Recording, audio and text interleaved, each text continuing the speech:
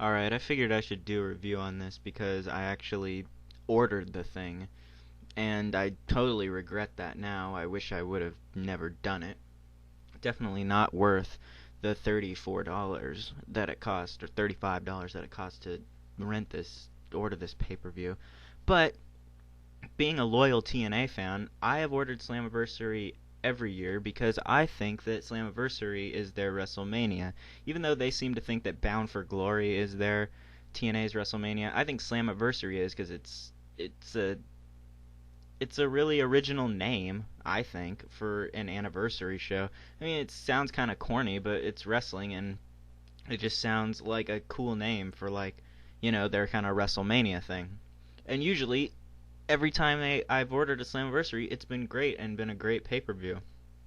But this one was the worst Slammiversary ever, and I don't even know, they shouldn't have even called this Slammiversary. It's just terrible. It didn't follow the setup of Slammiversary. It didn't follow usually Slammiversaries. They have had Slammiversaries in the past in the Impact Zone, but the past 4 or 5 have been in actual venues and actual arenas, which really, it kind of shows how, like, TNA needs to definitely cut back their pay-per-views. They should have, like, maybe not one every 2 months or something like that, and not 12 pay-per-views a year, and maybe, cut it to half of that.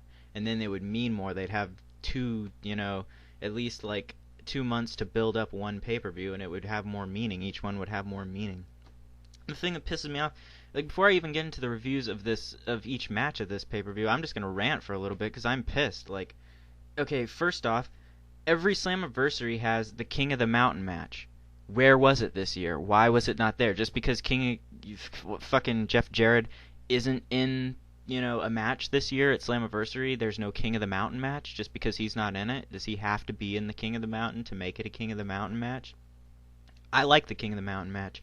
I hope they haven't just thrown that shit away because that's actually a strange match where they have to qualify to get the belt and then set up the ladder and go hang the belt, instead of having to take it down. It's a reverse ladder match. It's really, that they don't have that in WWE, and it's actually a really neat match, but no, they kept it out this year for some reason. It's a Slammiversary original every year King of the Mountain match, and it was missing this year. Why?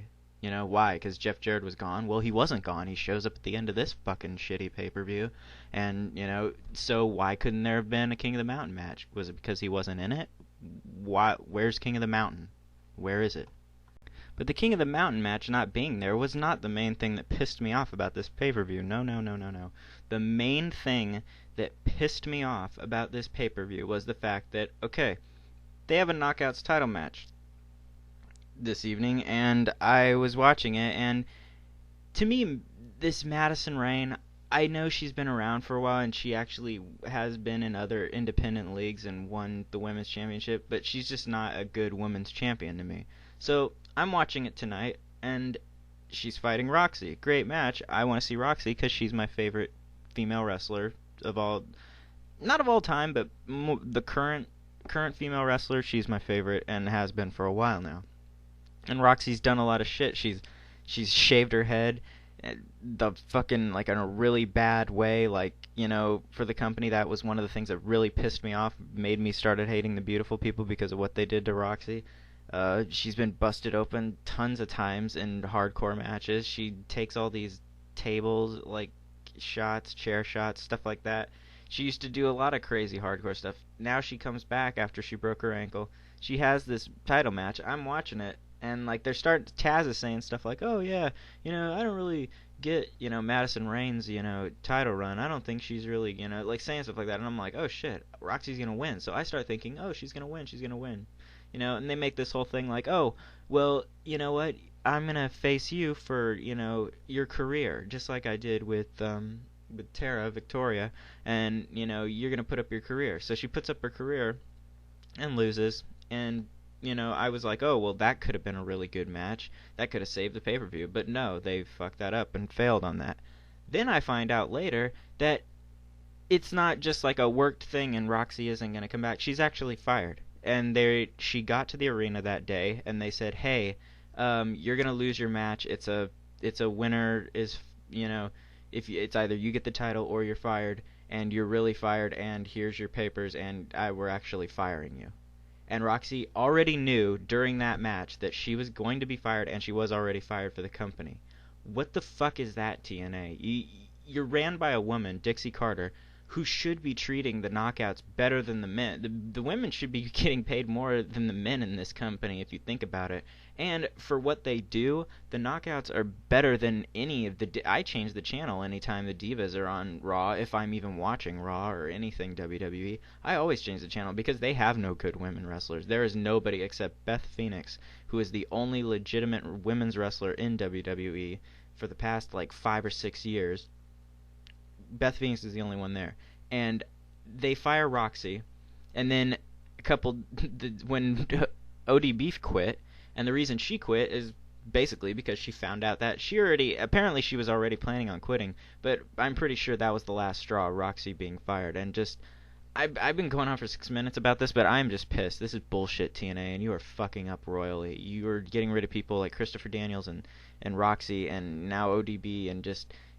you're just ruining your company, and just you're paying the wrong people, and there are people who just don't need to be there, and you're getting rid of the things that made your company good. X Division, Knockouts Division, which is better than any Divas bullshit any day, and you're just throwing it away, and you just got rid of Roxy. So let me get into this fucking review and quick ranting on this, but this is just bullshit. Anyway. There are paying customers in the crowd. Everybody that was in the Slammiversary crowd actually paid, apparently. So TNA made a bit of money on this. Stupid thing about TNA, they have these pre-match cliff note things. They just need to stop that shit. Nobody gives a shit. They're stupid too, and they try to use puns, and it's just bad. All the referees tonight, for some reason, had the old bow tie and WCW kind of shit. It was kind of weird. So number 9 contender spot match, Kurt Angle versus Billy Ray Cyrus. It was okay. It was a good, fast-paced shoot style, good match to start it. It was Kurt Angle, wrestling an X Division guy, and it just came out to a great match. I mean, Kurt Angle can, he can still go with anybody. He's not like these old guys that just need to leave, and just... Kaz does this backwards tombstone thing on him. It's just ridiculous. I thought Angle was fucking dead, and just really, Kaz does this low blow on Kurt Angle, and Kurt Angle just, the ref's gonna stop the match, and they're just no, continue. Kurt Angle wants him to continue the match. It was a really good match. One of the only, maybe 3 good matches on this pay-per-view, if even 3. Brian Kendrick versus Douglas Williams is really short. Douglas's, shoot style, totally dominates the whole match. Not really many spots for X Division title match. That was about it. And then the bullshit match, Roxy versus Madison Rayne, fucking bullshit, it's just bullshit to see Roxy go, and just, it could have been the best match of the night if she would have won, but they had to go fucking kill it. Fuck you, TNA.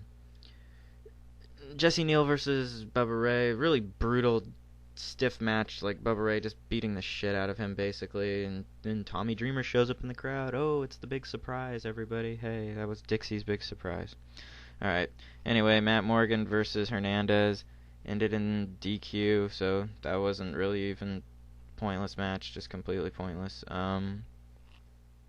Next was Nigel McGuinness versus The Window Licker, and apparently it was a Monsters Ball match. I didn't even know that before the thing started, and I mean, I don't know, it was an okay match, but I'm just getting tired of this angle with, Abyss having this teddy bear for Chelsea, and it's the whole Miss Elizabeth, Ric Flair, Macho Man angle. I mean, this was a pretty good hardcore match. It had some good spots with Abyss getting hurt as usual for the company, and Desmond Wolfe got chokeslammed through the side of the announce table. It was okay, but, this whole pay-per-view was just very disappointing, for a Slammiversary.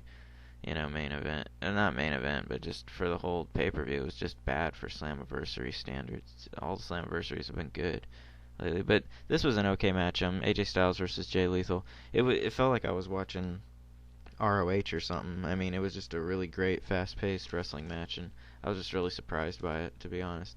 But they're both really great wrestlers, and, they're probably the last of the 2 real good ones that they have left in TNA, so...